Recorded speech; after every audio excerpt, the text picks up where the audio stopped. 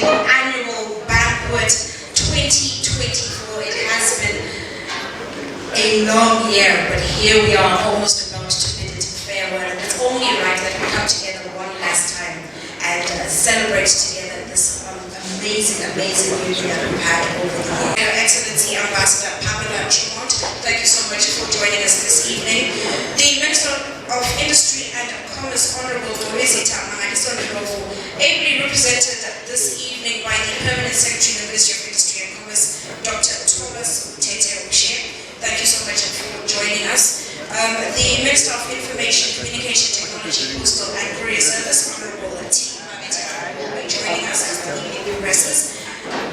Government officials are here present. The Mayor of Harare, who I understand will be joining us a bit later on, His Worship Jacob Mafume. Head of delegation from the Illinois Black Chamber of Commerce, Ivory. The Illinois State Black Chamber of Commerce delegation that is with us this evening. The Second Secretary of the British Embassy in Harare, Nyanhongo. I hope I said that right. If not, I'm coming for a lesson. Please forgive me. See you after a round table, board members represented by our chair. Is it too soon to call you dog? Should I wait? It's too soon. Right. Chairman. I can't. Okay, our chairman, Oswald Bina. He's refused for me to call him doc, even though I feel like it fits. CEO Africa Roundtable staff represented here by our chief executive, Mr. Kipson Gundani. No dog for you, boss. Not yet. Distinguished guests, members of the media, ladies and gentlemen, it is an absolute honor to have you with us tonight as we get ready to wrap up 2024 as a family, as a business community, and of course, as friends. Now, as we get our program started, please could you help me welcome forward Kipson to just officially lay the scene for what tonight will be. Please give him a very loud round of applause. I think he may require a little more energy than that. Good evening. Good evening. Maneru. All right. Thank you all for coming. Let me express my utmost pleasure and honor that I welcome you all to this year's CEO's Annual Banquet. We call it the Members Banquet. Tonight, we gather not only to reflect on our achievements, but also to reaffirm our collective commitment to driving impactful change and championing economic development here in Zimbabwe and beyond. I'm particularly delighted to acknowledge the presence of some of our most important guests tonight. The U.S. Ambassador to Zimbabwe, Your Excellency Ambassador Pamela Tremont. We welcome you to South Africa Roundtable, and we are very thankful to your unwavering support to continue to strengthen the bonds between our two nations. Let me also acknowledge the Honorable Minister of Industry and Commerce, Honorable Mangaliso Ndlovu, in absentia, but he ably represented by the Permanent Secretary in the Ministry of Industry and Commerce, Dr. Thomas Utete Wushe. Thank you, sir, for coming. We are highly indebted to your policy guidance and leadership in the world of industry and commerce. Pretty soon we'll be joined by the Honorable Minister of ICT, Honorable Tima Letera. Let me acknowledge her whilst she's still on her way. The Mayor of the city of Harare, I'm not sure whether he's in yet. Advocate Jacob Mafume, we welcome you to CEO Africa Roundtable. My good brother, all the way from Chicago, the president and CEO of the Illinois Black Business Chamber, Larry Ivory, and your team, welcome again to Zimbabwe. Most importantly, our esteemed members of CEO Africa Roundtable who are gathered here tonight, who are the reason why the Roundtable is in existence. We thank you for coming tonight, and we thank you for the great work that you have done over 2024. So, more importantly to our members, your tireless efforts and commitment to our shared vision have been the driving force behind the existence and success of the CEO Africa Roundtable. And tonight is the night to celebrate you. So we celebrate you tonight. So let us enjoy this evening, fully aware that what we've done this year matters. The output we produced this year matters. And the future can only be bright. And we have got the power and means as people, as long as we are alive, to build a better future for ourselves, our kids, and even grandkids. The Roundtable exists as a premium platform for executives, and we commit to continue doing so, especially as we expand into the region, having already opened offices in Zambia, Botswana, and Malawi. And we hope to add South Africa and Rwanda in the year 2025. In my conclusion, it is your night. It is your night to celebrate. Please feel more than welcome. This is your organization. It's your event. It's your night. Thank you. I need real applause. Otherwise, I might get fired.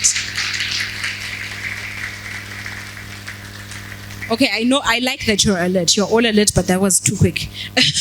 Please help me welcome to the podium to just give us his end of year address, our chairman, Oswald Bina. Please give him a loud round of applause.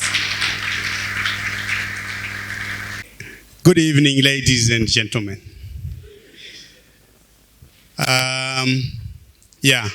Candice, I needed to pay homage to Commissioner Daka for a specific reason, for which I'll talk about as I deliver my end of year message. Allow me to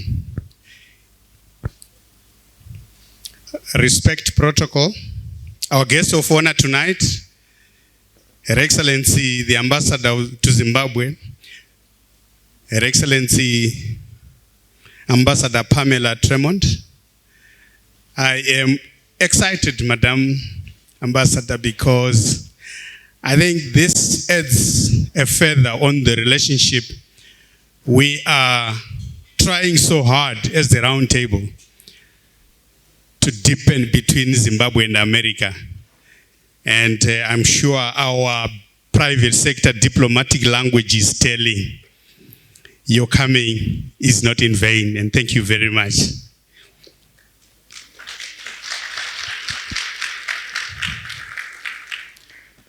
Honorable Minister of Information, Communication Technology, Postal and Courier Services, Honorable Mavetera. Our parent minister, Minister of Industry and Commerce, represented by a colleague, Permanent Secretary in the Ministry, Dr. Thomas Utete Wushe. You are welcome, sir. And let me recognize all government officials here present tonight. His Worship, the Mayor of Harare, His Worship Jacob Mafume. I would like to recognize the head of delegation from the Illinois Black Chamber of Commerce, Mr. Larry Ivory. You're welcome. You are welcome to Zimbabwe. The chamber delegation that accompanied him. Second Secretary in the embassy, the British Embassy, Harare, Haldan Mungo. The Roundtable board members here present, and these are subordinates, so I have no problems with asking them to stand up so that you can see them. Kenya, stand up. Mr. Mafukidze, Commissioner Daka, Professor Lorin Chikoko. Thank you, colleagues, for coming. Gibson Gundani, our Chief Executive Officer. I've heard guys calling him Chief Executive of Chief Executive Officers. I'm actually confused, and the board members, we need to deal with this matter. And the management team here present, distinguished guests, ladies and gentlemen. Today certainly is not a day of speechifying. In Zimbabwe, when you have visitors, you normally have to behave, isn't it? So we're not talking policy. Whilst I'm going to give you some baby steps of what we have done throughout the year, the intention is only to update you on the mandate given us by yourselves. But certainly, no plenary discussions, no expert advice on how to go about it, but ensure that later on during the program, we take off our jackets, maybe put on lower shoes, and we then see what can happen on the dance floor. Welcome to our annual banquet, which marks the close of a calendar year.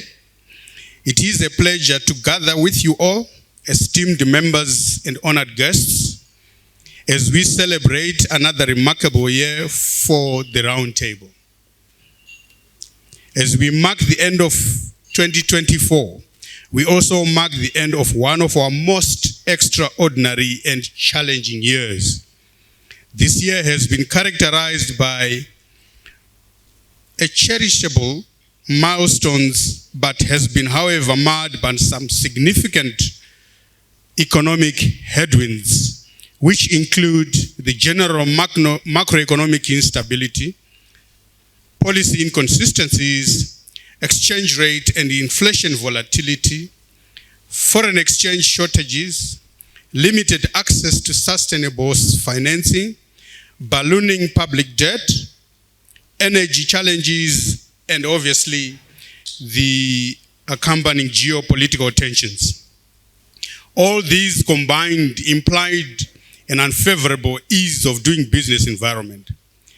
A major decline in economic growth from the 5.3% in 23 to a projected 2% by year end clearly depicts the landscape we are operating in. Regardless of the challenges, I would like to applaud you all for your demonstrated resilience. Ladies and gentlemen, on behalf of the CEO Africa Roundtable, board and the management, I would like to take an opportunity to thank you for your valued contribution to the CEO Africa Roundtable 2024 journey. To our events, international missions, and activities throughout the year.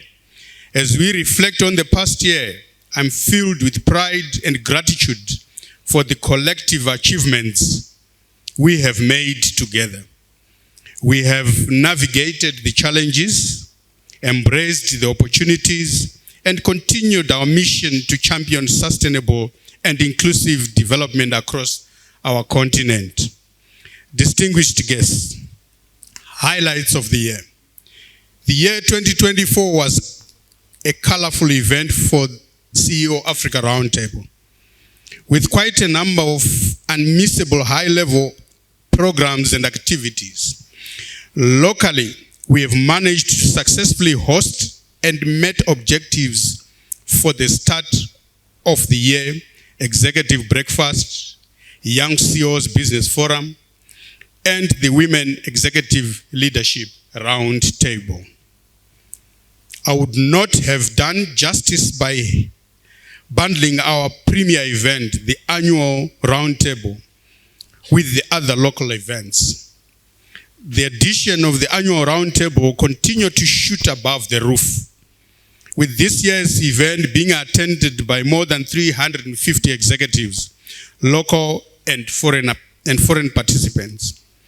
We have also managed to organize and host an inaugural Chairman's Charity Golf Tournament, which brought together over 120 golf players. Ladies and gentlemen, we continue to increase our footprint in the region, as this year we have successfully launched and operationalized the Botswana chapter. This follows our 2023 success stories in Zambia and Malawi. This implies we also had regional events, the apex of such being the regional roundtables. It is also important to note that the CEO Art have established strategic partnerships with similar like-minded institutions across the continent, such as the CEO Summit of Uganda. In the spirit of connecting people to people and people to opportunities, we have continued with our international excursions, which are often sectorial in nature. Today, we have a recognizable fruit of such missions, as we have amongst us delegates from Illinois State Black Chamber of Commerce. Can we embrace the esteemed ladies and gentlemen?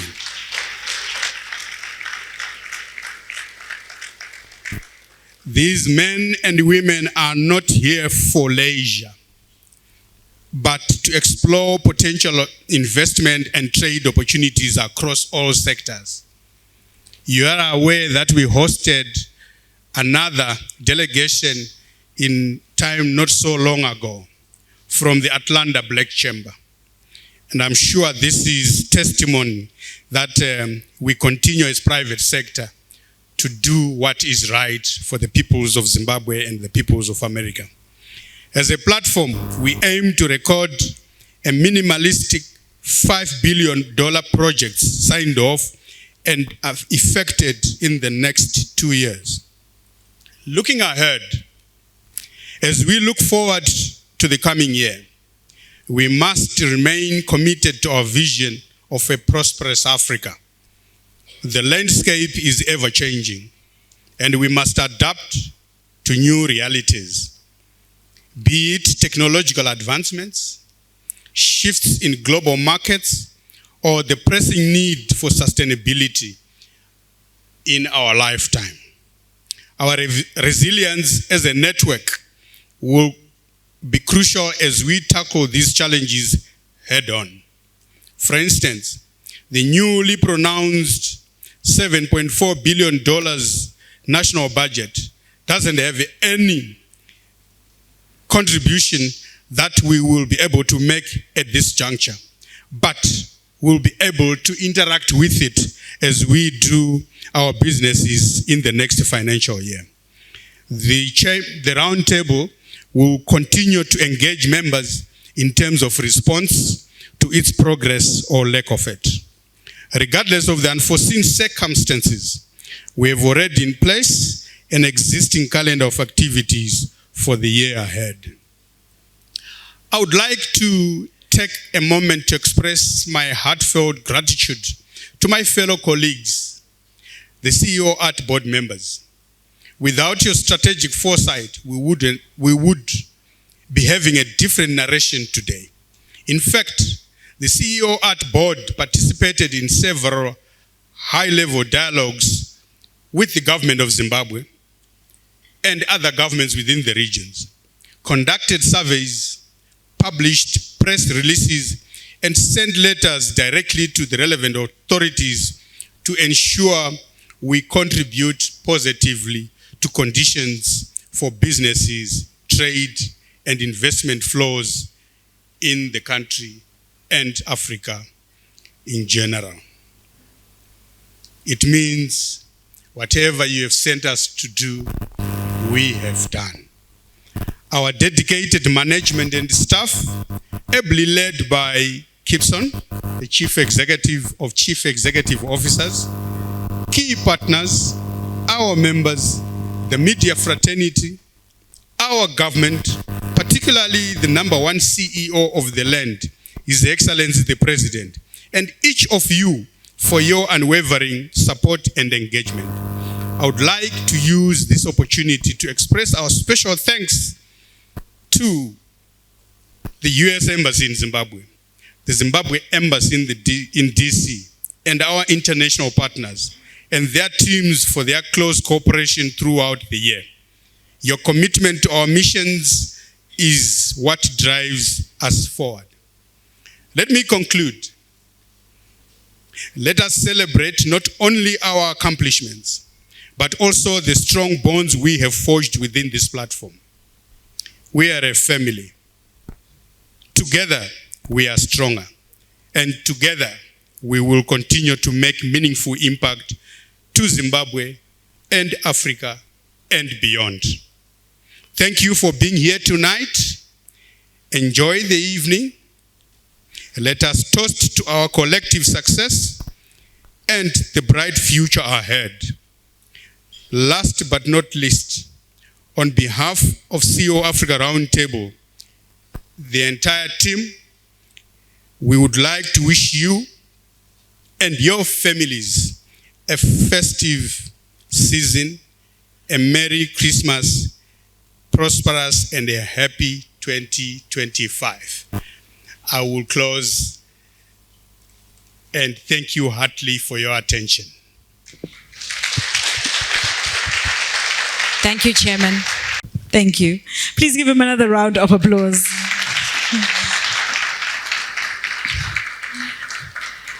Now, I think one of our biggest points of pride is that we have been able to forge relationships that are not for our benefit, but for the benefit of every single member that we have on board. And of course, the presence of some of these stakeholders tonight is evidence of just how much work we've been putting in behind the scenes for you. So to just give a bit more context before we have our next presentation, please may I call back Gibson to talk to us about some of the achievements that we have been able to make with our partnership with the Ministry of Industry, our parent industry, on behalf of all the members. There are a few new things that you do need to know about that we are very excited about. Gibson, please come forward. Please give him a round of applause. I think we are a private sector platform that works with all arms of government very well. I think we share a very great relationship with the executive from the #1 office, as said by the chairman. And in doing so, we work closely well with our parent ministry, which is the Ministry of Industry and Commerce. And for information, there's a platform that the ministry created where we meet and interact as all BMOs that are in this country. And the CEO Africa Roundtable is the proud secretariat of that platform. We convene the meetings and so forth. Of course, we know that the environment has got its own challenges, but certainly we believe with the platform that the ministry has set, we should be able to put our minds together to deal with the challenges that we have.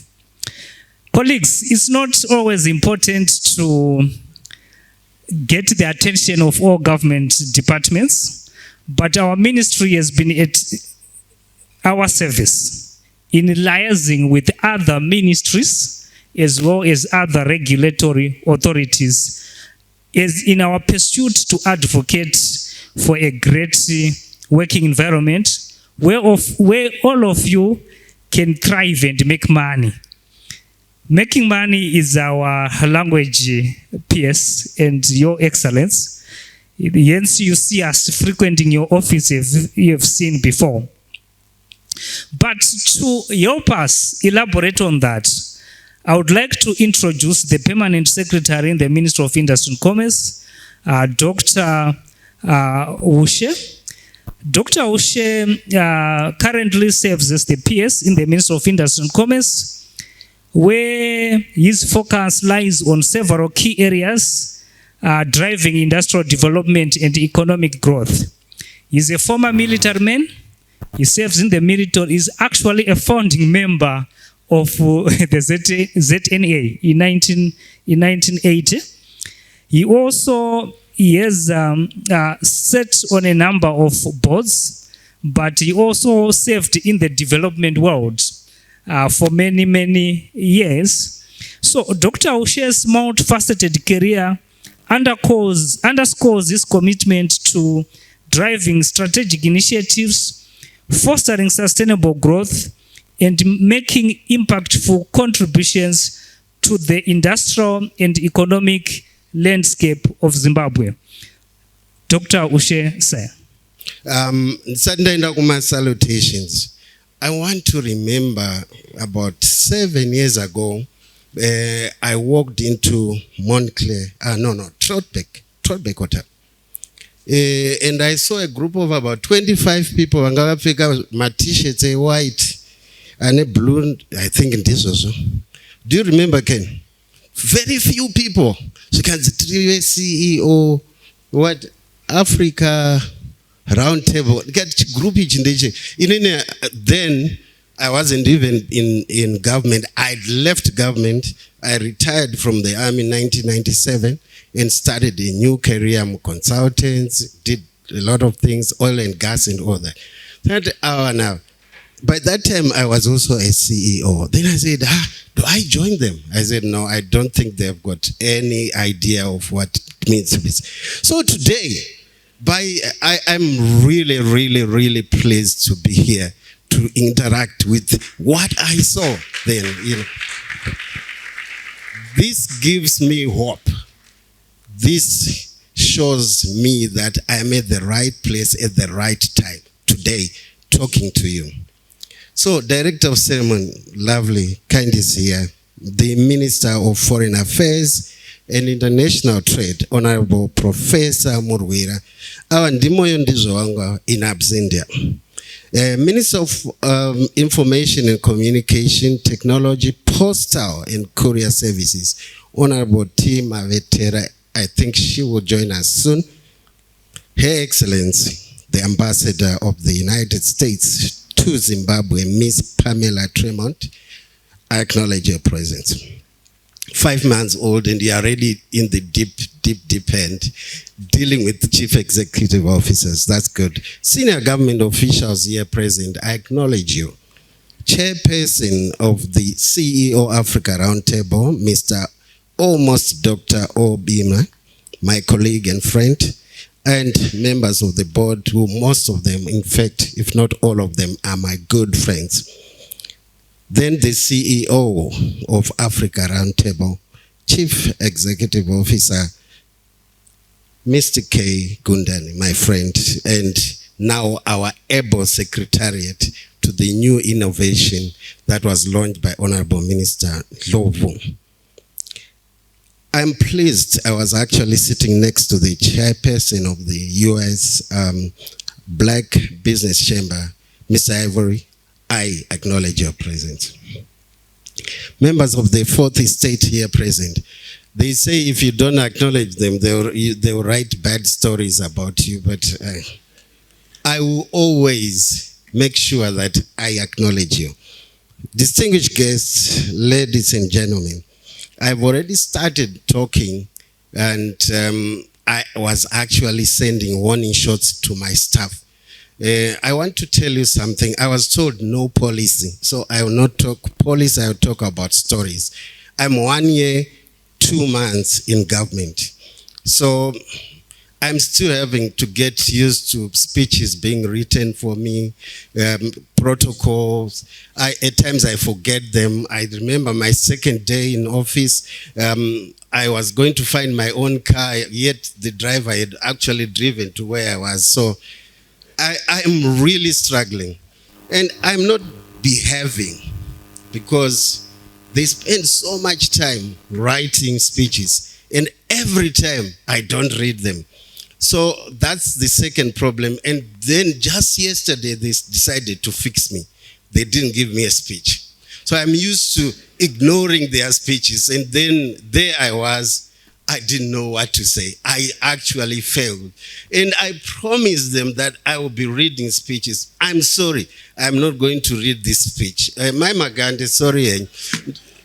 So, I always want to speak from here because I mean it. I mean it. I come back to government for success and not to come and do. I've had problems. The old stories. Now, we are going into the new phase where the successes that we are celebrating today should be seen and visible at national level. We can't sit here, 400 of us, celebrating success, to that Zimbabwe is successful. Then we are lying to ourselves. And you can't. Success results in success. You can't be successful, then nation is successful. How does that work? So there is a change of narrative. The narrative is futuristic. Our narrative, we are saying as government and private sector, we are now one. We have one future. We have got one objective. We have one objective and the objective is simple.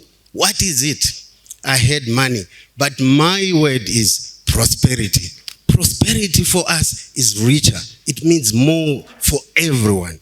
And as government, that is our and we measure our prosperity through GDP. That's the easiest thing.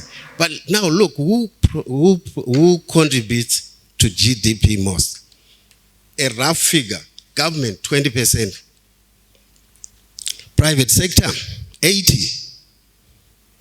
So how can we achieve growth in GDP if government decides to work all alone? It can't. We are together. And this is what we are going to be doing going forward.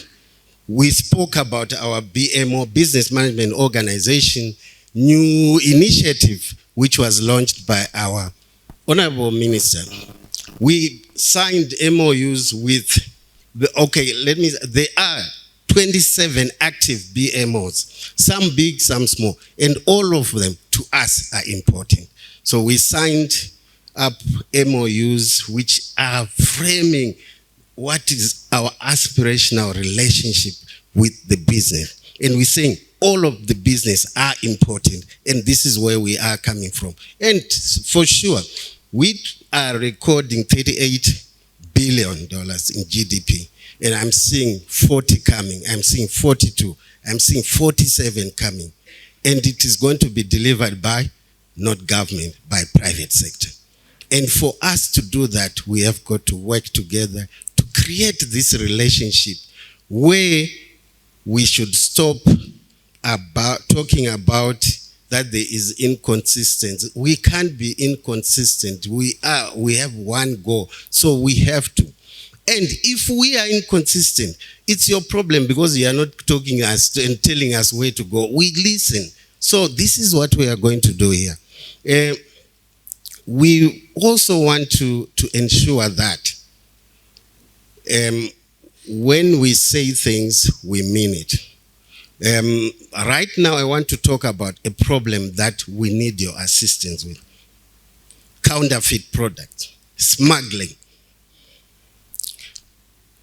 Those two evils are so threatening to our well-being that we need to be serious about. So we have an initiative we've called private sector to support, and I want to thank some of you sitting here.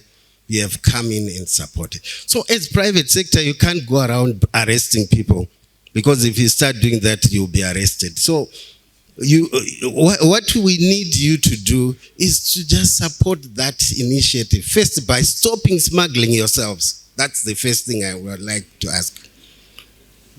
Please, no smuggling. Second, we talked about a budget of a figure that was given. It's that small, 17% of our GDP, because the revenue that is coming has disappeared into the informal sector. So stop the informal business. I had somebody who was saying, is a very respected investment advisor. I worked for Deloitte for about 7 years, and he's a colleague. He says, okay, what are you telling investors? Then he says, we're telling them to trade and then only manufacture when it is necessary. I said, this is wrong. We should manufacture. We should produce our own food. We should make our own shoes. We should buy local. The only way to grow our business is to start producing, not to trade. Because we trade at our own peril. But someone said, formalize at your own peril. We have to find each other somewhere. And we are determined for the future. What we are saying here today, ladies and gentlemen, I must say, distinguished ladies and gentlemen, we have one country. I was told not to speak about policy, but a government official has to preach this. So thank you very much. With those words, I would like to say thank you. I'm happy to be here. I want to congratulate all those people that are going to get prizes and those that contested and participated in this very important event. And I want to use my military background to also celebrate what they call the tomb of the unknown soldier. There is a CEO somewhere in Zimbabwe who is not known, but who has done something remarkable. And today, I would like to honor that person, be it a he or she or a group of people. Thank you very much. Give him another round of applause.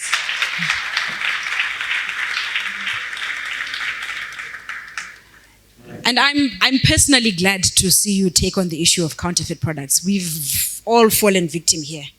When you mentioned it, I heard a lot of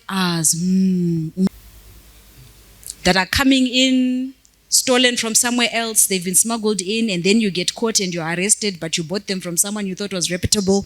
We've all fallen, well, most of us have fallen prey to that. Closer to home, mafuta chaiwe kuzora. The lotions that we use, the toothpaste, we've all come across it. So he is right in saying this is our battle to fight collectively. We all do have an active role to play in that. Please could we give him another round of applause. Now, as we continue on this journey of building credible relationships for you, so you never have to worry about some of those things, the friends that you will walk with through your journeys, your journey to growth, not just as a CEO of an organization, but as an individual as well. So that is one of the roles that we also stand in and play for you. One of those friends that we have been building over the years has been friends in the office that represents the United States of America. Our board chairman is going to introduce us to their representative today. Please could you welcome him once again with a round of applause.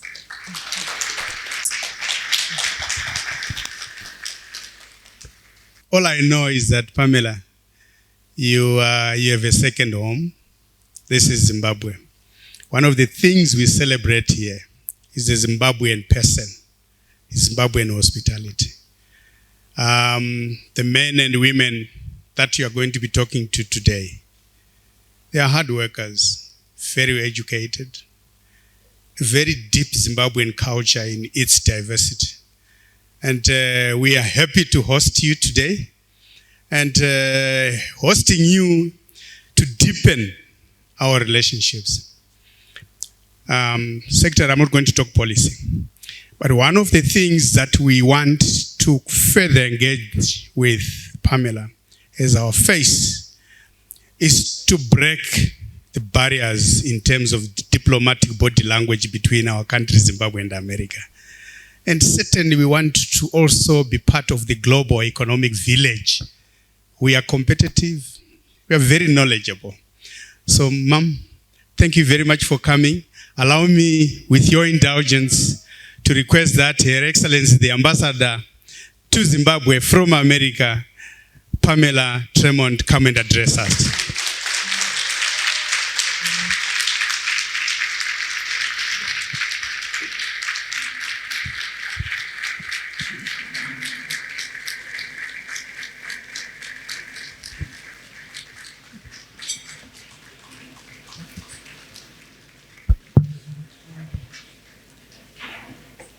Good evening. Yes, it's true. I've only been here for 5 months, and I confess I haven't completely mastered the Zimbabwean protocol traditions, which are long and ritualistic. So if you'll allow me the American way of just saying, Honorable Minister, Honorable Permanent Secretary, Captains of Industry, distinguished guests, fellow diplomats, the press, because of course I do want them to write nice things about me. They won't anyway, but it's fine. That is their job. Anyway, thank you so much for having me tonight. It is a pleasure to be with you all. I'd like to take a moment especially to thank the CEO Africa Roundtable for the opportunity to speak with you tonight. It's an honor to be at your annual banquet celebrating your accomplishments. I was not told that I couldn't discuss policy, so hang on, here we go.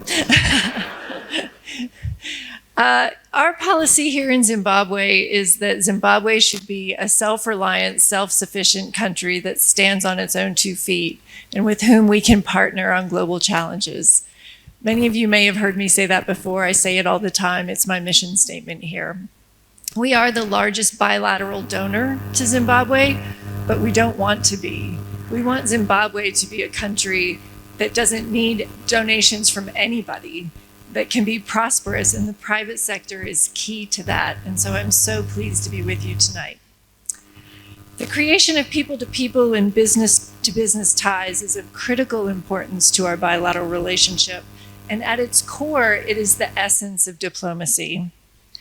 And I understand that earlier this year, CEO Africa Roundtable organized a delegation of business executives to travel to the United States to explore opportunities for partnerships and new ventures. I applaud you for amplifying our diplomatic efforts through this initiative, and I hope to see many more visits to the United States. I sincerely hope your efforts will engage the U.S. business sector and will pay off through further trade and investment between the United States and Zimbabwe. In that vein, some of you may have seen or even met Illinois Black Chamber of Commerce, who's with us here tonight. I had the pleasure of meeting them earlier this week. It's very exciting to have a business delegation from the United States and Zimbabwe, as it doesn't happen very often.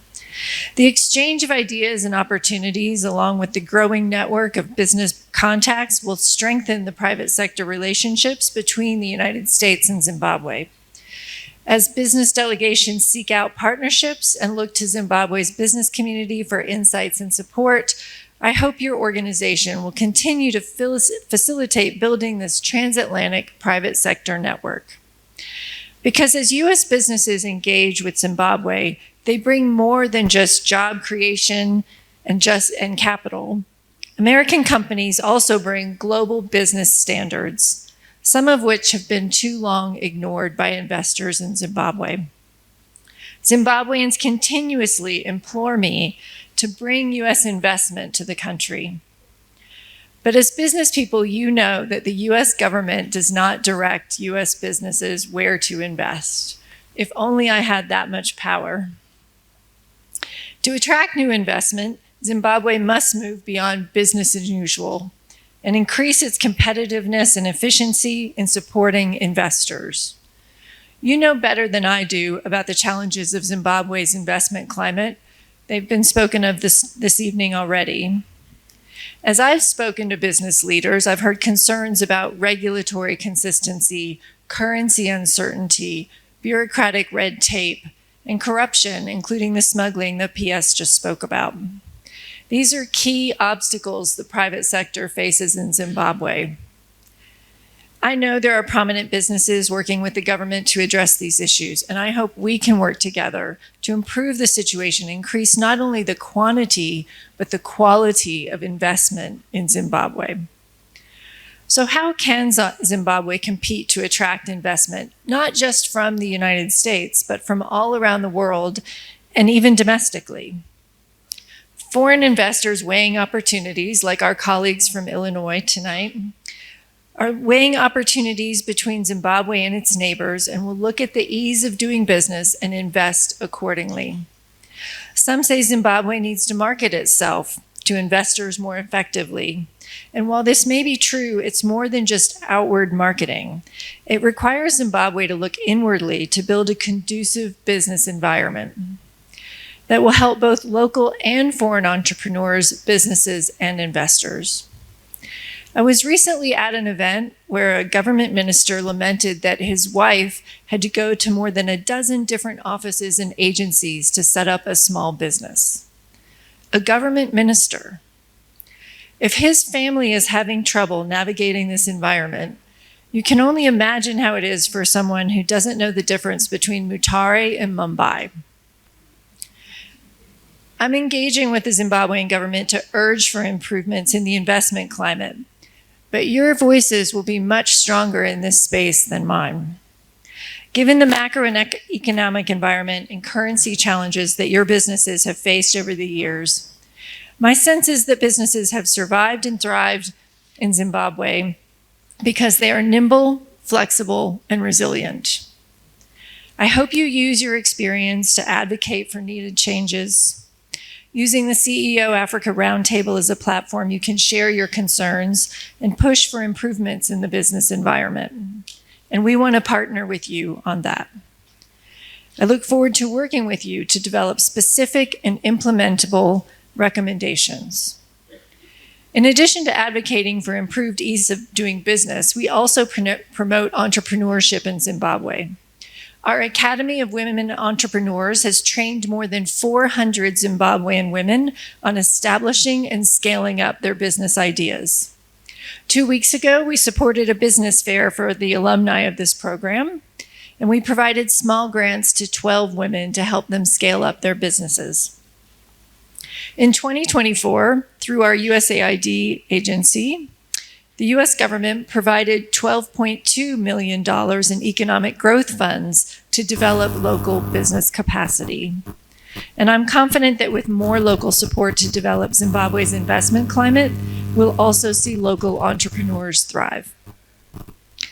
I need to say a quick word about sanctions because I'm asked about it so often. Don't mean to be the skunk at the party.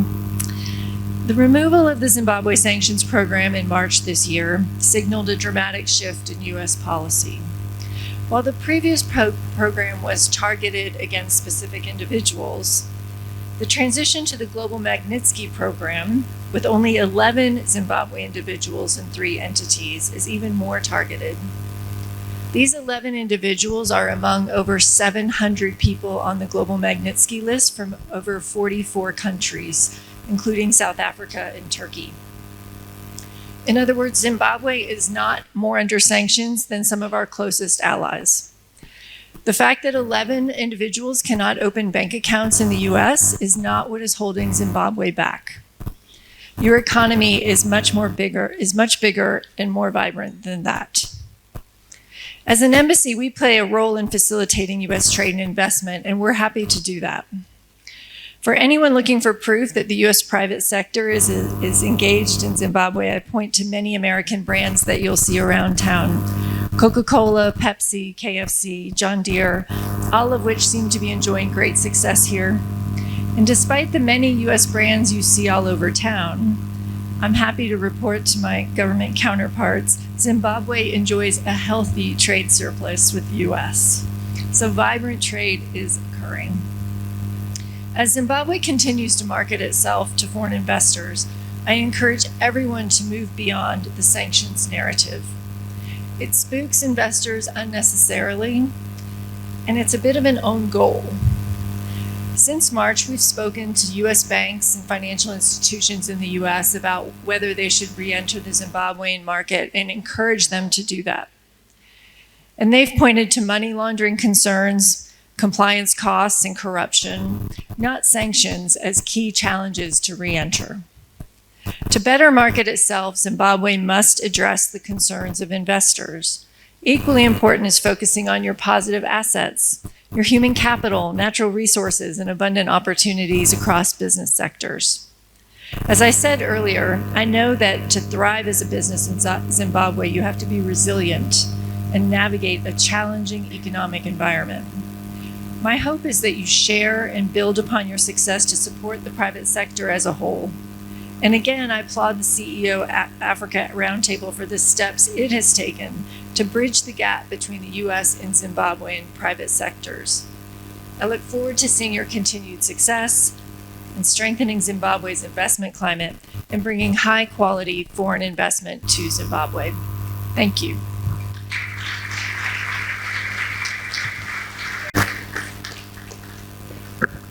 Please give her another round of applause.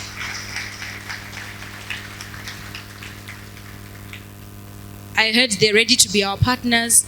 I understand that we all know how to take that up. That is where the conversation starts and we continue with it from there. Please give her another round of applause. That part. We called for nominations a bit earlier on this year. And some of you are excited about winning. Do we have anyone who feels like a winner tonight? 2 of you. And the rest? No confidence? Not feeling like it's your year? 2025 is going to be your year. All right. Now, before we get to that, there is a process that was followed. It was, of course, a rigorous one to ensure that we came out with the top of the tops, the creme de la creme of all of you. And this was not an easy thing. It's taken days, and up until today, it was still a bit of a wrangle as we went back and forth because you all gave us a lot to digest in terms of what you have been doing and how far you have come in 2024. But before I preempt that conversation, please may I call up Kipson to just also give us a brief of what it took to put together our adjudication team who went through all those profiles that were presented by each and every one of you represented in this room. Please give Kipson another round of applause. But to call upon the chair of the 2024 CEO Africa adjudication team, who is a renowned lawyer, corporate governance expert. He has served on a number of boards. I've lost count of the number of boards that the man said. Advocate Kenan Dubese. Evening to you all. No, you can answer. Let me give you a disclaimer. I'm not Advocate Kenan Dube. So, my name is Love Motrangira, and my task is just to give you further detail on who Advocate Dube is, and then he will come in person and deliver the chairman's remarks. So, allow me to recognize Permanent Secretary Wushe, and Her Excellency, the Ambassador of the United States, Board Chair, Mr. Binase, and the board. Thank you so much. Let me not waste any much of your time. So, Gibson has already highlighted that Advocate Kenan Dube, the chairman of the Adjudication Committee, is a renowned lawyer with extensive experience in corporate leadership, governance, and national and cross-border investment. He is a registered legal practitioner not just in Zimbabwe but also in Botswana. As a World Bank consultant on organizational design and restructuring, Kenan brings expertise to international development initiatives. He also serves as the Zimbabwean representative on the International Center for Settlement of Investment Disputes panel of conciliators. Kenan currently chairs the boards of Hippo Valley Estates and the Deposit Protection Corporation of Zimbabwe. He also holds director positions on several Zimbabwe Stock Exchange listed companies that include Old Mutual Life Assurance Company and Bata Zimbabwe Limited. He played a pivotal role in the establishment of the Midlands State University, serving as its council chairman until 2016. Additionally, he was a director of Barclays Bank, now First Capital Bank, until 2018. And he was chairman of the Delta board for 18 years, and this until 2021. Kenan is the founder and chairman of the Quality Corporate Governance Center, trading as Zimbabwe Leadership Forum, ZimLIF, a pioneering organization in Zimbabwe. Through ZimLiF, he has presented numerous papers and facilitated workshops on corporate governance principles, directors' responsibilities, ethical leadership, this being done both domestically and regionally. I'm excited to say this part. He was a member of the African Peer Review Mechanism, reviewing Namibia's national corporate governance practices from 2020 to 2021. Kenan is a lecturer at the Midland State University. That's for the MBA Graduate School of Business Leadership. And he's also the author of a powerful book, Corporate Governance, Non-Executive Directors' Independence, Fact or Fiction, 2008. And let me say this one, also the author who participated in authoring the National Code on Corporate Governance in Zimbabwe. This was in 2014. Almost done now. He's a former president of the Law Society of Zimbabwe, a former counsel of the Commonwealth Lawyers Association, and a former external examiner for procedural law at the University of Zimbabwe's Law Faculty. Ladies and gentlemen, allow me and help me to welcome Advocate Kenan Dube to the podium. Thank you.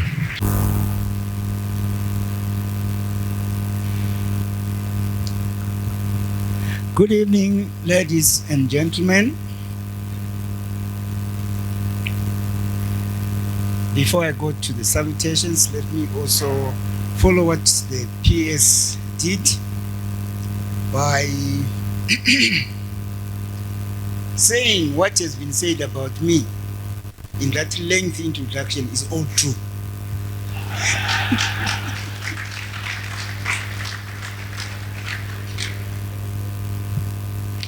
Let me also say, in my career as a lecturer, I relate to the chairman of the CEO Africa Roundtable.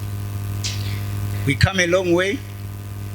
I can't help disclose that you were number one in my class.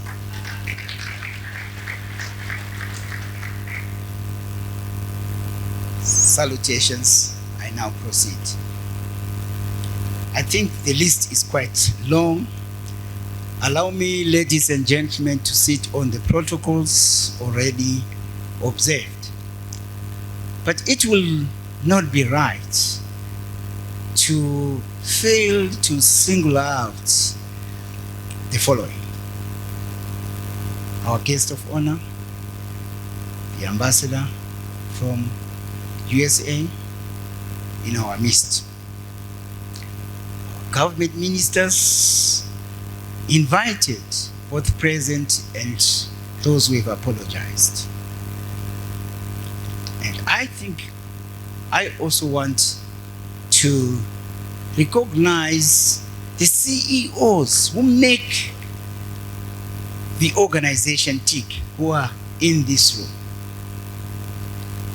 I also want to recognize the panel of adjudicators who have been the anchor of what I'm about to report to you. Permanent Secretary, you said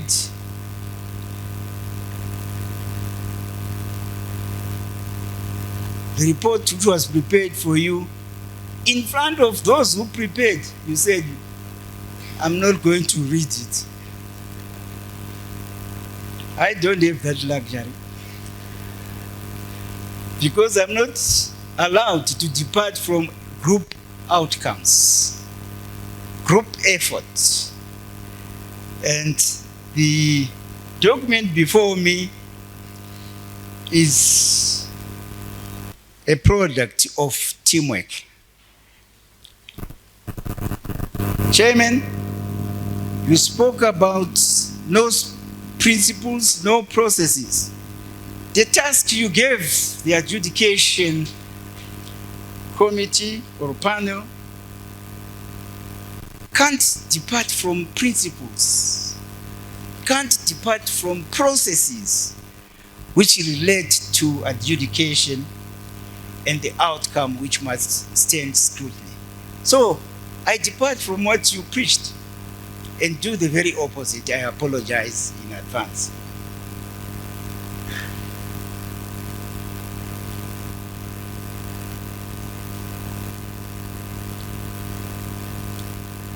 So, Permanent Secretary, here I go. I'm not going to ignore this which is before me. Ladies and gentlemen, the CEO Africa Roundtable annually recognizes outstanding leadership and strategic innovation among its member CEOs. This prestigious award is done to commend those who significantly contribute, or would have contributed, let me say, to their organization's exceptional performance sectorially and nationally.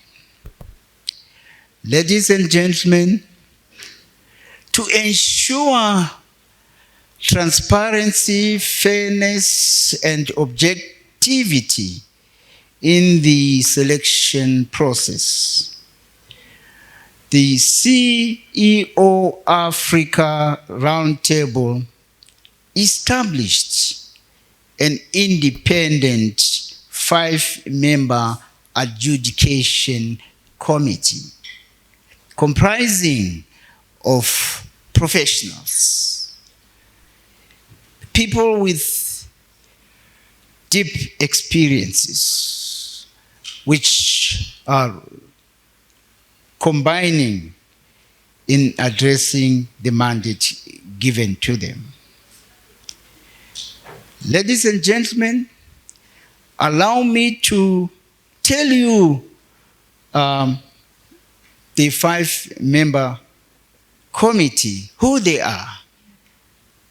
You have already heard extensively about yours truly in front of you, so I won't repeat what you already know, but urge you to constantly make reference to what you have been told as we go through the presentation, ladies and gentlemen. One of the members of the panel is Miss Emma Ngoli. Who is Emma? She is a chartered accountant and a banker with over 20 years of progressive experience, primarily in the banking and insurance sectors at executive levels, ladies and gentlemen. Emma holds a Bachelor of Accounting honors degree from the University of Zimbabwe and an MBA from the University of Pretoria's Gordon Institute of Business Sciences. After qualifying as a chartered accountant with Ernst & Young, Emma quickly advanced to senior finance executive roles, such as group finance executive at the then listed conglomerate Apex Corporation, and later she became chief finance officer at Aeon Zimbabwe, which is now known as Minerva. I deliberately started with Emma to emphasize ahead of your expectations that the panel was gender sensitive. Those who constituted it had that dimension in mind. Emma is now the Chief Finance Officer for ZB Financial Holdings. Ladies and gentlemen, let me also say that Emma has sailed through quite a number of roles. She served as a member of the audit committee for corporate governance institutions such as ZNCCs, and she is the current treasurer of IODZ, which is an organization superintending on corporate governance practices in Zimbabwe. She is also playing an active role in promoting gender issues in Zimbabwe, ladies and gentlemen. A presenter of numerous academic and professional papers on what she knows best, the number crunching. And she is a member of this very important organization, CEO Africa Roundtable. Move with me, ladies and gentlemen, to say something about Fungai Nyangwaya, who is quite young, again to emphasize what we call the age diversity to the panel. Fungai is a partner at a professional services firm called Bekatili Chartered Accountants, Zimbabwe. He is a chartered accountant, certified examiner. He holds a Bachelor of Accounting Honors degree from Africa University and an Honors Bachelor's degree in Accounting from University of South Africa. He has 18 years experience in consultancy, focusing on risk management, financial audits, accounting services, company valuations, and forensic audits and financial analysis. Move with me to Kudzanai Sharara. Okay. I am told that I may not need to tell you more about my colleagues, but I defy the instruction and to proceed as if I have not been told, because this is where the importance of who we are has to be highlighted. Kudzanai Sharara is a media practitioner with a strong background in business and investment analysis, having worked for a stockbroking firm, Lytton Edwards Stockbrokers. Currently, I now summarize, he is a deputy business editor at Zim Papers and has qualifications in investment and portfolio management, risk management, financial management, and holds a Master of Technology in Strategy and Innovation degree. He produces and co-presents a business-focused program on Cape Talk 104 FM. The last you'll be happy to hear, with over 20 years of experience in customer experience management, sales, marketing, product development with ICT industry. He has honed his expertise through roles at Civil Aviation Authority of Zimbabwe. Look at evidence of performance presented to us by nominees. And in carrying out that task, ladies and gentlemen, the committee was guided by the following key focus areas, which were shared with all nominees. The first focus area was business performance as measured by revenue growth and exports for relevant sectors, ladies and gentlemen. The second criteria or focus area was leadership and corporate strategy, dealing with direction setting for businesses they preside over. The third focus area was digital journey. Next was customer experience, followed by innovation, and last but not least, ethical leadership. How did the process pan out, ladies and gentlemen? It all started at the round table management desk.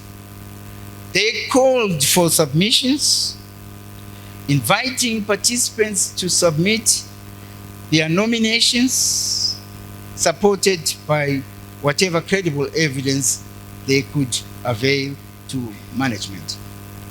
The second stage included category sorting, which entailed categorizing the received submissions and putting them into relevant segments. And the last, from the management perspective of CEO round table, was the committee briefing, where the adjudication committee were given the mandate and all things to be done were explained to the committee. Once all the formalities were completed, ladies and gentlemen, the management and our principals vacated the space and allowed independence to prevail. We were then left to do our task as best we could. How did we go about the task? The methodology, ladies and gentlemen, we considered the process as very important, and we dealt with the following issues decisively. What did we consider would be the elephant in the roof as we were looking at the task before us? The first issue, ladies and gentlemen, was conflict of interest. How will we deal with a situation where a candidate is known to you? At that point in time, ladies and gentlemen, we assured ourselves that in this market, people confuse conflict of interest with convergence of interest.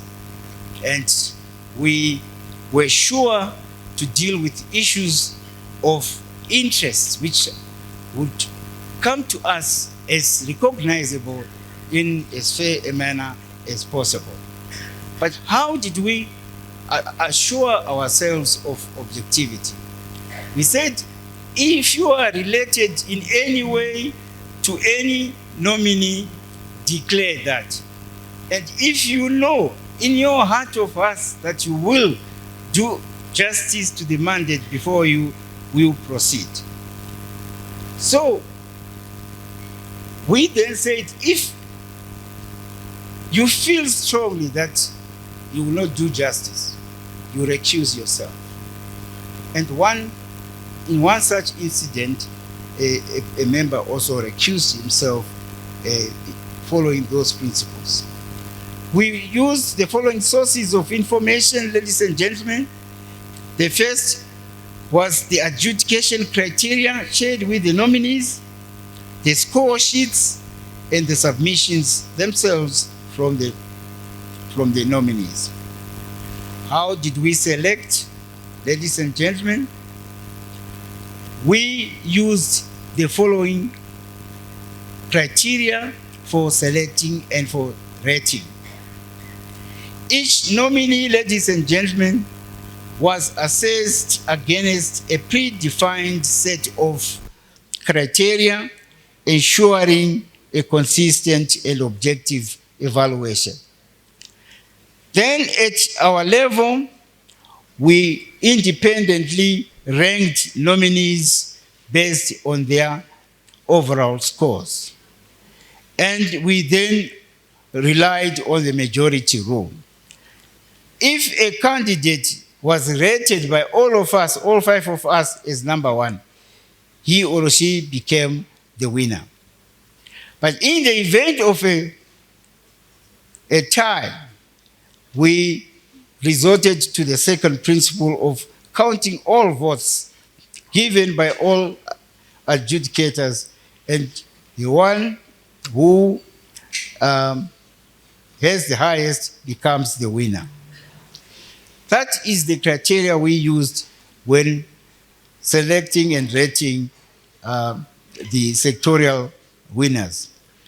We were also tasked to select the overall winner, ladies and gentlemen, and this involved the following stages.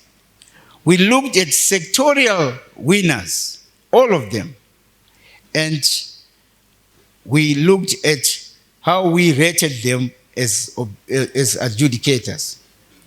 We also considered the competitive landscape, ladies and gentlemen, the level of competition, let me repeat, within each sector, as indicated by the number of participants. All this was taken into account. The last factor we considered, ladies and gentlemen, for the national winner was the creation of national impact. The nominees' organization's impact on national scale was a key determinant in this endeavor. Ladies and gentlemen, the adjudication committee is confident that we have conducted a fair, authentic, transparent, and robust evaluation process based on the information provided by the nominees. We acknowledge, however, that some participants' submissions did not fully address the specified criteria given to them. Ladies and gentlemen, I would like to take this opportunity to thank the leaders at the CEO Roundtable, especially the chairman and the boards, the management, for reposing this very important task on us. We took it seriously, Mr. Chairman. We tried the best we can. We tried to look at all factors which came into the swing of things. We are confident. We can sleep because we know we've done a good job. And nothing can take away our sleep, I repeat. I would like to conclude, ladies and gentlemen, to express my sincere gratitude to my panel members for working as a team, for giving me respect as your chair, calling you on short notice to carry out tasks, and leaving your important chores at workplaces to produce what I believe is a good report. I am proud of you. I hope next time you appoint us again in the same team. And we promise in advance to deliver justice. Ladies and gentlemen, this is what we did. And I needed to say all this to show validity and reliability of the process, to show that what you are about to receive are credible outcomes, which came from these hands and the hands of my team. Wait, I can't give you the report or the findings. It will be made available, Candice, at the end of this, because you insist that I must now go down. Thank you very much, Advocate. Round of applause. Advocate, may I have my microphone back? Please, could we give him another round of applause? Now, ladies and gentlemen, you all know that at the round table, we work with you guys on a consistent basis. We interact with you, if not daily, then weekly. So asking us to have picked from all the nominees would have been disastrous. We would have had fights at the office. You would have had to come and bail some of us out. And so we needed an able team to be able to conduct this process for your confidence and to be sure that the right person walked away as the 2024 CEO of the year. And so this team has definitely gone over and above and beyond. And I'll tell you for free that they also helped us rectify certain issues that we had overlooked. We thought we had it all figured out until they sat down and said, no, this is not the correct way to do it. This is what we need. Please go back and get this information, go back and get that information from everyone. So please could we give them another round of applause for being so thorough. And the other surprise that he let out of the bag is that this year we decided that, sector by sector, we had to acknowledge those who have been going over and beyond, because we know that 2024 has been a difficult year for a lot of us. But in that difficulty, we had those who still continued to deliver and deliver to the best of their abilities despite whatever was thrown their way. So they also deserve that recognition. So sector by sector, we will go through and acknowledge those CEOs, and then we'll give you the overall CEO of the year.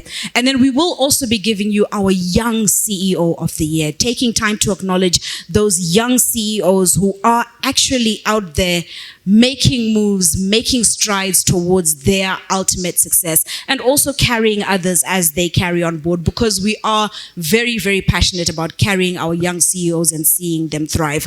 So ladies and gentlemen, are we ready to find out who our CEO of the year is? You don't seem ready. Are we ready? Are we ready? We're not ready. We're not ready because I can't find my certificates. Tatenda Mnyaka. All right, she has relegated Tatenda Nyachega and Munashe to come forward.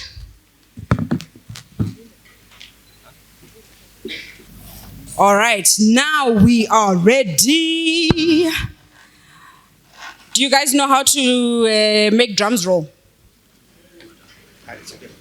Yes, let's go. Let's have a little bit more.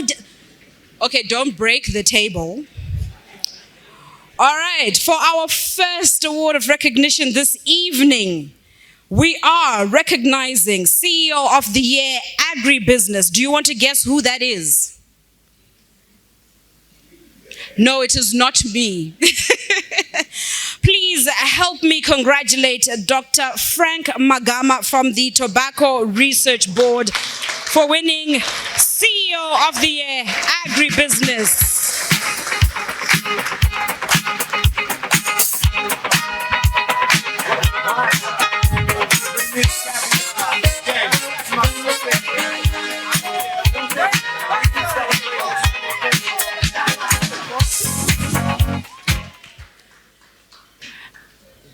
Is he smiling? I can't see. Is he smiling? Is he happy? Is he excited? Congratulations to you. That is CEO of the Year, Agribusiness. Will he also take home Ultimate CEO of the Year? We don't know. We'll find out soon enough. All right, our next one, we are recognizing CEO of the Year for the banking sector. Anyone want to guess who this goes to? Someone shouted me. I don't know if that's you. Please, could we congratulate Solomon Nyanhongo of Stanbic Bank, Zimbabwe.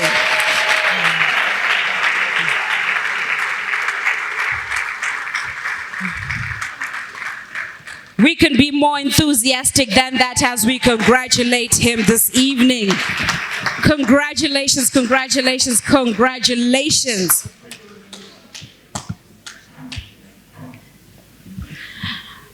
DJ is being unfair. Where's the music? DJ, where's the happy music? He had nothing to dance to. Congratulations to you. Up next, we are looking at CEO of the Year, Education Sector. And the winner for this one is Professor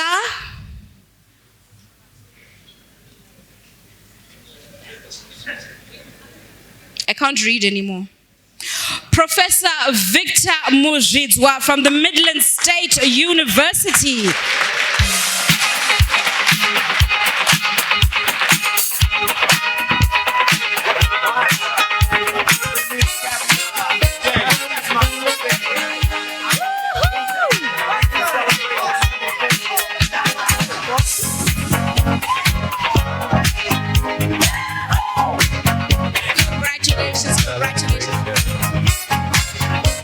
Represented here tonight, please could we give her a round of applause on behalf of Professor Muzhidzwa. When you hand it over, please applaud the way we are applauding as well. Thank you. We move on to CEO of the year for the energy sector, and the winner for this one is Dr. Dilesh Nguwaya of Geopomona Waste Management Private Limited.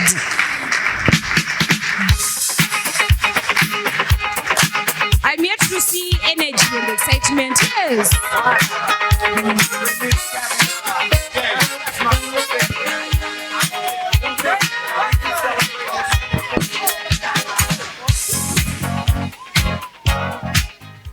Is he smiling?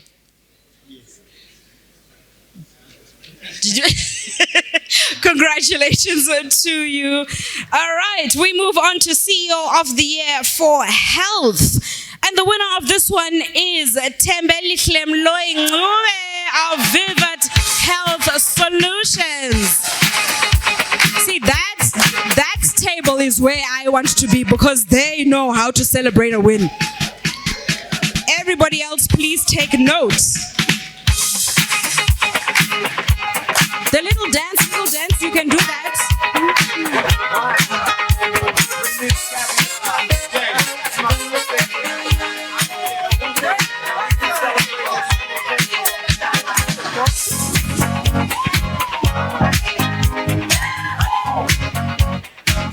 Please give her another round of applause. I know she'll smile, I'm not worried about her. Congratulations to you. That is our CEO of the Year in the health sector.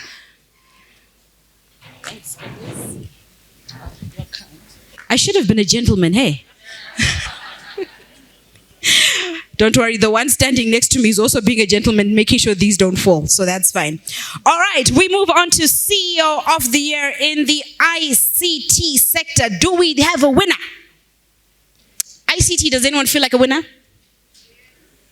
You don't sound convincing. I'm not convinced. I think I should put this one away for a bit. Our winner for CEO of the Year in the ICT sector is Neva Ngube of Tandem Tande Investments.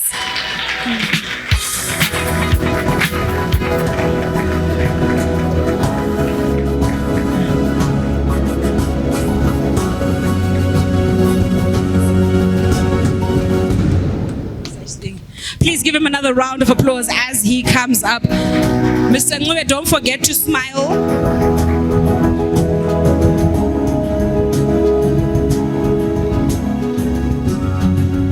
Photographers, are you getting good pictures? Congratulations to you. That is our CEO of the year in the ICT sector.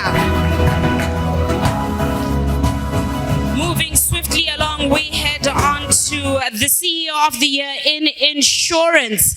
And our winner for that one is Dr. Sydney Mukonoweshuro of Ultimate Healthcare. Please give Dr. Mukonoweshuro a round of applause.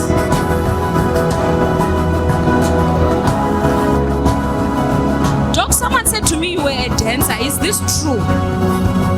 Doc, you can't ignore me. He's ignoring me, he doesn't know. I'll take his certificate and run with it. Please give him a round of applause.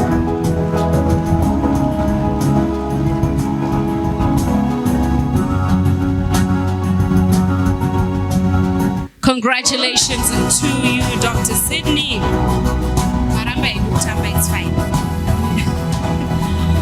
We move on to CEO of the year in the manufacturing sector. And the winner for this one is... Who are you clapping hands for? The winner for this one is Dr. Adam Galaza of Dalkeith Engineering. Congratulations to you.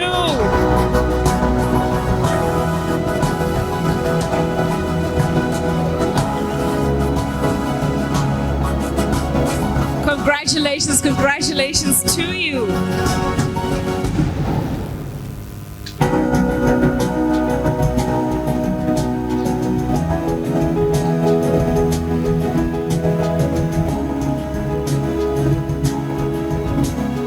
You see, I never have to worry about him smiling because every time you see him, he has a big smile on his face. Please give him another round of applause. Our next sector is the professional services sector. The CEO of the Year award for this one goes to Takunda Hove of ATEG Resources. Please give Takunda a round of applause.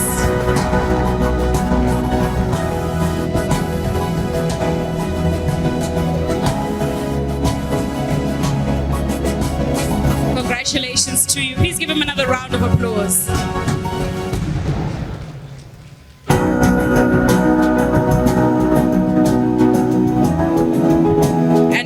Shows off his pearly whites, we get ready for the next presentation, which is going for the real estate and construction sector. The CEO of the year for this one is... Nobody? Somebody? I must just say it? Who is just say it?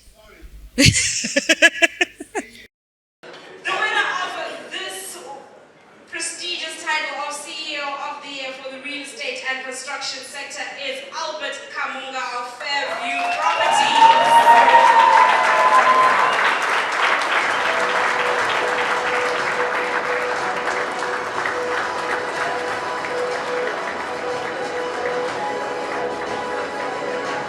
Congratulations to him. Please give him a round of applause as he comes up to accept his certificate of recognition.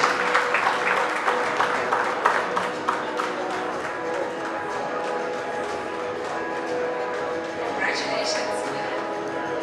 Working hard in their individual sectors before we get to the ultimate hard worker of the year.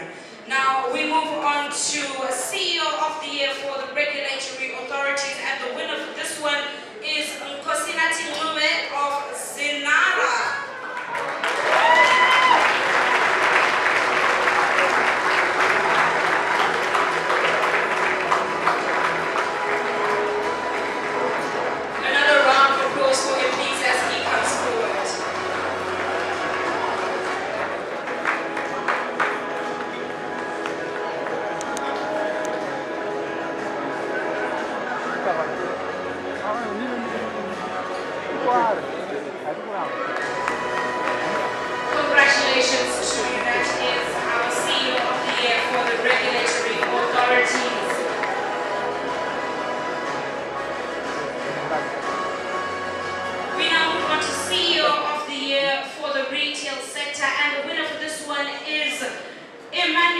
Amombe of Copy Spare Parts Distributors Private Limited.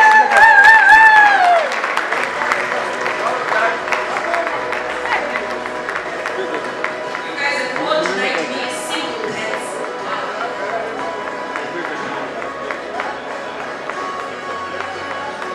Congratulations, that is our CEO of the year for the retail sector in 2020. With a big smile on his face that tells us he's definitely happy to be with us. Alright, we move on to CEO of the year for tourism and hospitality, and taking this one home is Joy Mataruka of Manor Resorts.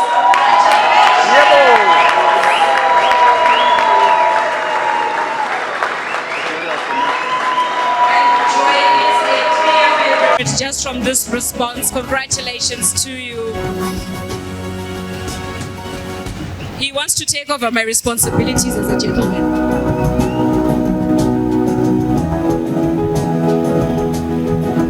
Please give her another round of applause.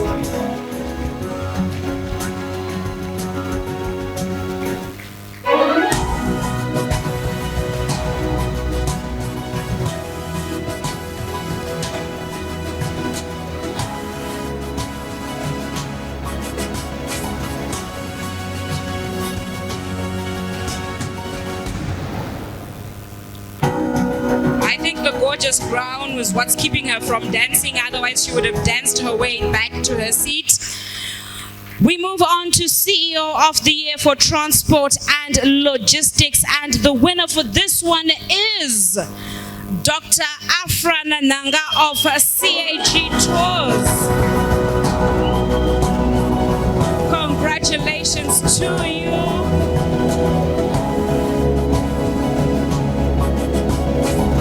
Those women who is an inspiration to many. Congratulations, Vakoma. She has an entourage with just, I don't know, find someone. You want to dance for her, on her behalf. Okay, Hello, pause the video, DJ, do you have something happy? Please, can we have something very quickly? They want to dance on behalf of Dr. Afra. Please, before they change their minds and go back to their seats. Something fast, something upbeat. For the transport sector, they said they're taking the dance.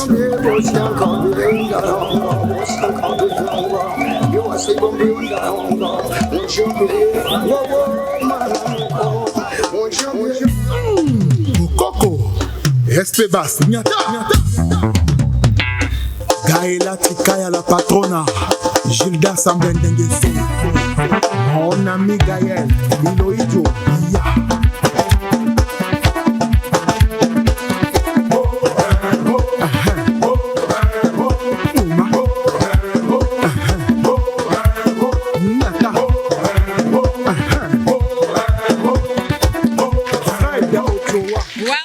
Well done, and congratulations once again, Dr. Afra. Please give her a round of applause. Please give her dancers a round of applause as well for that wonderful bout of entertainment. Ladies and gentlemen, we are almost at the end of our recognitions this evening, and up next we have the Young CEO of the Year. Who is taking this one? Just raise your hand if you think it's you.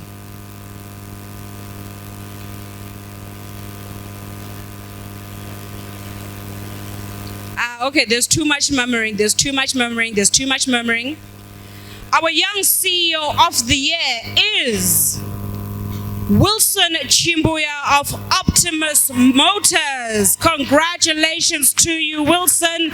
You are our very first young CEO of the year.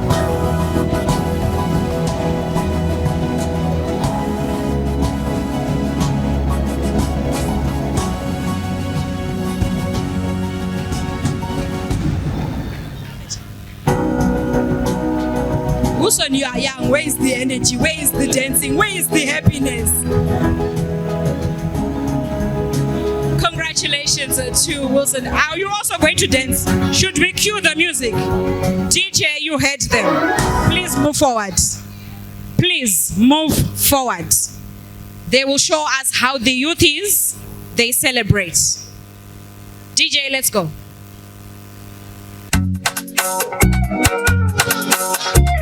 Dono soram, se choro tan, moana magom kadimo, donjimbo yam, estan wasan, giro siam, moana magom kadimo, donjimbo yam, dono soram, se choro tan, mira barom jona no shig, paji boran, jo vaira fan, gat tande nevan, dijaba mare mamaira masana mashan. Thank you. Please give them a round of applause. I propose that next year we also have Dancer of the Year. Congratulations to you, our young CEO of the year. All right, ladies and gentlemen, the moment we have been waiting for. Are we ready? Who is taking home the ultimate title of CEO of the Year 2024? You saw all the sectoral winners. Who is taking it home? You. Our ultimate CEO of the Year 2024 at the CEO Africa Roundtable goes to... Yes, drum rolls. Don't break the tables, it's fine. It's okay. Thank you. Thank you. Our winner is Solomon Nyanhongo of Stanbic Bank, Zimbabwe.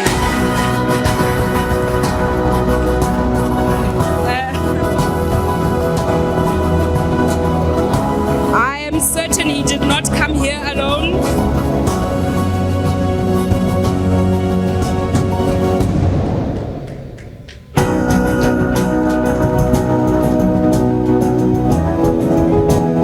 Congratulations to you.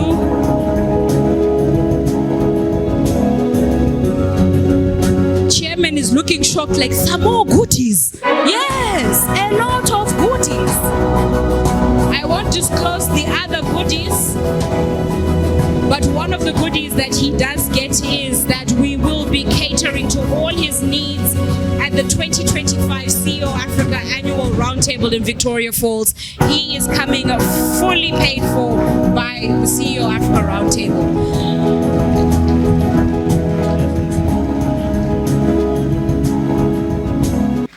We also have a token of appreciation for our guest of honor that we would like to hand over. And Nyacheka can be a gentleman and pass it to Chairman. Please give them a round of applause.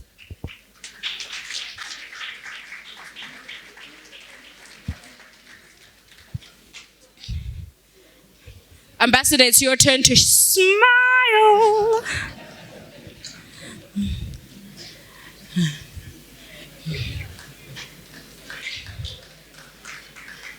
Yes, please do give them a round of applause.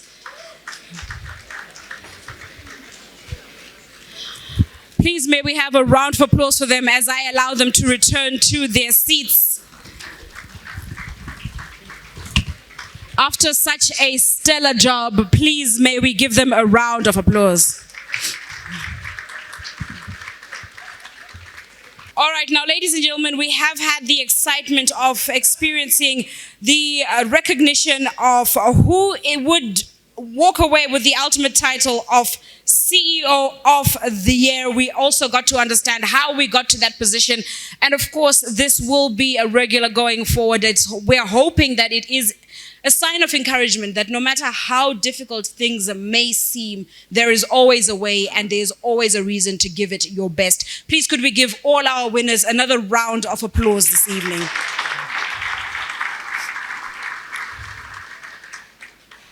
Now, to wrap up our formal proceedings for the evening, please could you help me welcome our board member, Mr. Kenias Mafukidze, to just give us a few words before we officially get this party started. Please give him a round of applause.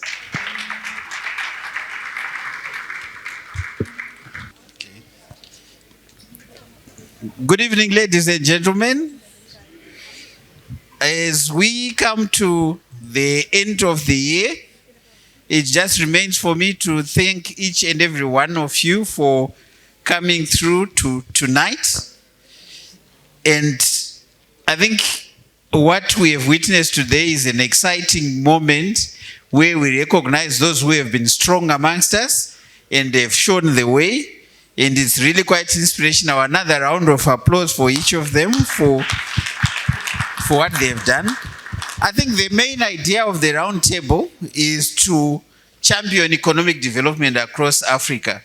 And that really is the motivation which I think is actually in the room. I was reading somewhere that in 1957 it cost 600 million to put the first rocket into space. In 2024, through disruptions, I think Elon did is under 6 million. So change and development is fundamental. What is also quite interesting, I've learned that it's now the half-life of computing power is doubling every 2 years.